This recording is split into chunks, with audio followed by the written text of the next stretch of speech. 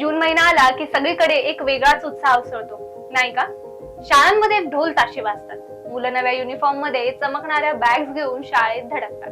काही मुलं पहिल्यांदा शाळेच्या दारातून आत शिरतात, तर काही नव्या वर्गात, नव्या शाळेत किंवा अगदी नव्या शहरात स्वप्न घेऊन पुढे सरकतात. पण या सगळ्या धमाल धडाक्यात एक प्रश्न येतो, या सगळ्या प्रवासात पालकांनी काय करायचं? फक्त मुलांना शाळेत सोडायचं आणि मग घरी यायचं? नाही मित्रांनो, पालकांची भूमिका यापेक्षा खूप मोठी आहे. आजच्या व्हिडिओत आपण गप्पा मारणार आहोत. नव्या शैक्षणिक वर्षात पालकांनी मुलांना कसं सपोर्ट करायचं, त्यांचं भावनिक आणि शारीरिक स्वास्थ्य कसं जपायचं आणि या स्पर्धेच्या युगात त्यांना कसं सुपर हिरो सारखं तयार करायचं. आणि हो, आपण थोडं शास्त्रीय संशोधन, आकडेवारी आणि जगभरातले काही मस्त प्रयोगही पाहणार आहोत. तर तयार आहात? चला मग सुरू करूया. नमस्कार मित्रांनो, मी प्राची शिरसाट, प्रबोधनच्या युट्यूब चॅनलवर तुम्हा सगळ्यांचे स्वागत करते.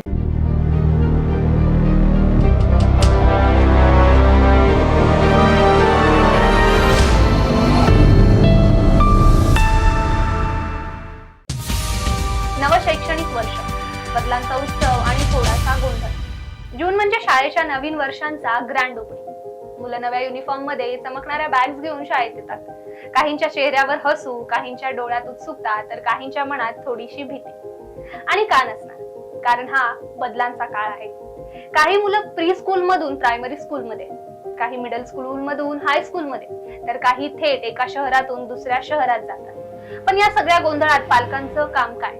फक्त शाळेची फी भरणं आणि मुलांना वह्या पुस्तकं आणून देणं? नाही मित्रांनो, पालक म्हणजे मुलांचा तो सुपर हिरो जो त्यांना या बदलांमधून हसत खेळत पुढे नेऊ शकतो. आता एक मजेदार गोष्ट सांगते.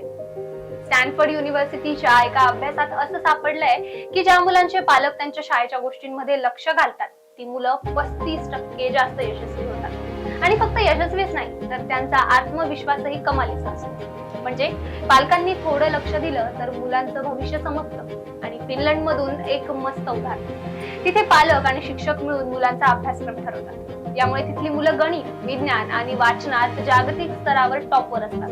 मस्त ना? पालकांची भूमिका, मुलांचा बेस्ट फ्रेंड बनण्याची वेळ. पालकांचं पहिलं काम काय?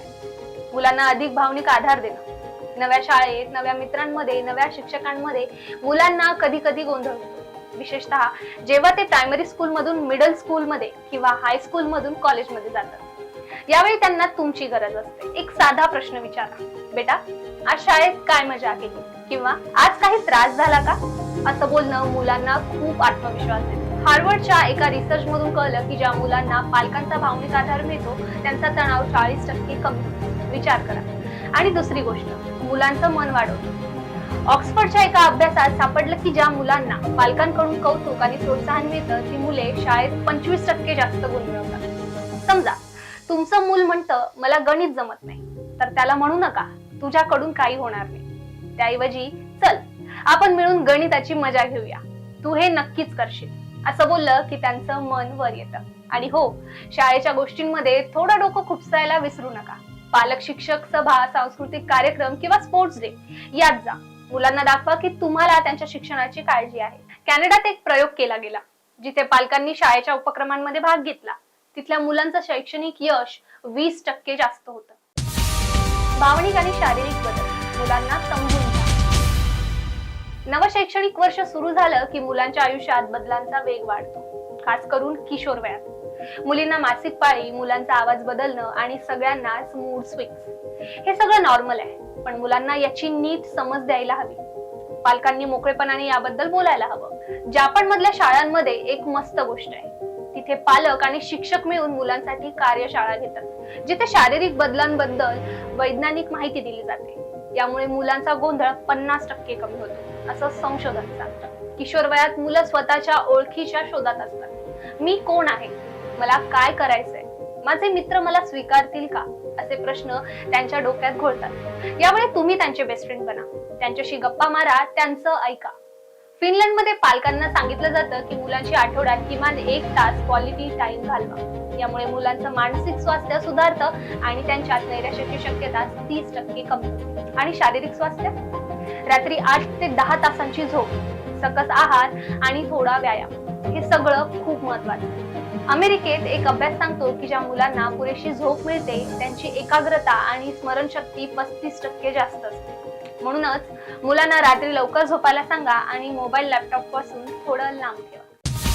स्पर्धेच्या युगात तयारी, मुलांना सुपर हिरो बनवा.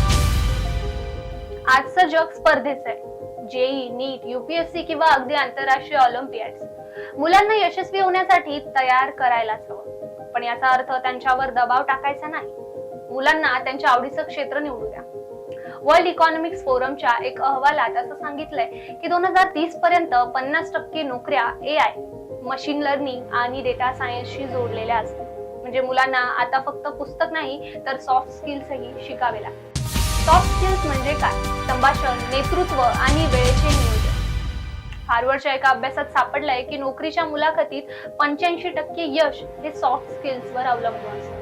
म्हणूनच मुलांना डिबेट्स, ग्रुप डिस्कशन किंवा प्रेझेंटेशन मध्ये पाठवा. सिंगापूरमधून एक मस्त उदाहरण.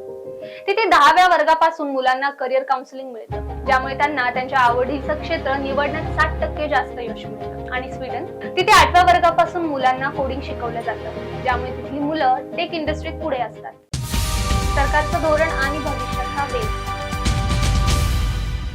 भारतातलं राष्ट्रीय शिक्षण धोरण अर्थात NEP 2020 शिक्षणात क्रांती घडवत आहे. आता रट्टा मारण्याऐवजी project based learning, critical thinking आणि स्किल डेव्हलपमेंट वर भर आहे. यामुळे शैक्षणिक गुणवत्ता 30% वाढेल असा अंदाज आहे.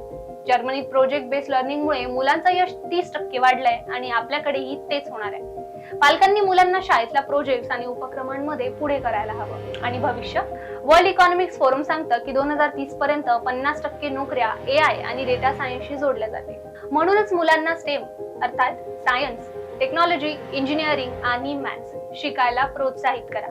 स्वीडन मधली मुलं 8व्या वर्गापासूनच कोडिंग शिकतात आणि त्यामुळे ते जागतिक टेक इंडस्ट्रीत आघाडीवर असतात. मागचं सोडा, पुढे बघा. मागच्या वर्षी मुलाचा निकाल कमी आला, ठीक आहे, तो भूतकाळ आहे. पुढचं यश तुमच्या हातात आहे. मुलाला दोष देण्यापेक्षा त्यांच्याशी बोला. त्याला काय अडचण आली? कॅरोल ड्वेक नावाच्या एका संशोधकाच्या अभ्यासात सापडलं की ज्या मुलांना ग्रोथ माइंडसेट शिकवलं जातं ती मुलं अडचणींवर मात करतात. उदाहरणार्थ, गणितात कमी गुण मिळाले तर मुलाला गणिताची मजा घ्यायला शिकवा. खान अकॅडमी सारख्या प्लॅटफॉर्म्समुळे लाखो मुलांचं गणितातलं यश 40% वाढलंय.